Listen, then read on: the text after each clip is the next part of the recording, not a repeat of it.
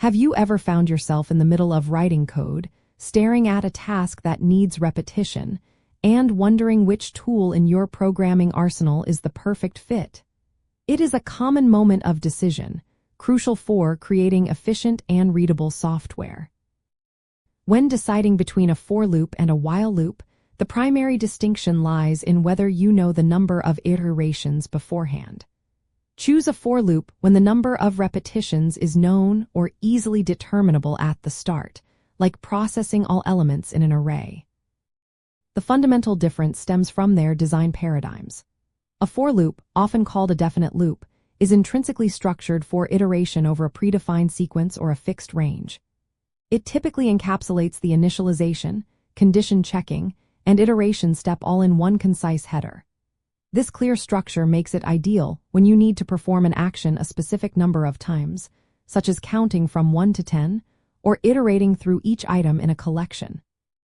Conversely, a while loop, known as an indefinite loop, continues to execute as long as a specified condition remains true. It is condition-controlled, meaning the number of iterations is not typically known until the condition becomes false during runtime. This makes it perfect for scenarios where you are waiting for an event, processing input until a certain value is received, or repeatedly trying an action until it succeeds. To practically apply this, first ask yourself if you can count the iterations before the loop begins. If the answer is yes, a for loop is generally the cleaner and safer choice, providing a clear exit strategy and preventing infinite loops by design. If the answer is no, and the loop depends on some external condition or state change during execution, then a while loop is your appropriate tool. For instance, reading data from a sensor until a specific threshold is met, or waiting for user input until a valid selection is made, are classic while loop applications. Always ensure your while loop condition will eventually become false to avoid program freezes. Consider the idiom of programming languages themselves.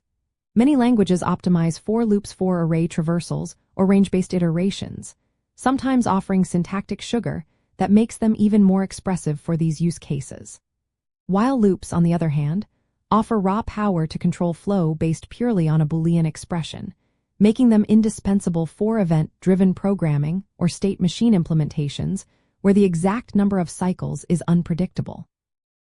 Understanding these nuances helps write code that is not only functional but also intent-driven and easily maintainable by others. Ultimately, selecting the correct loop type sharpens your programming skills and contributes significantly to writing robust and understandable code. By aligning your choice with whether iteration count is definite or indefinite, you ensure logical flow, improve readability for future engineers, and lay the groundwork for more complex algorithmic designs.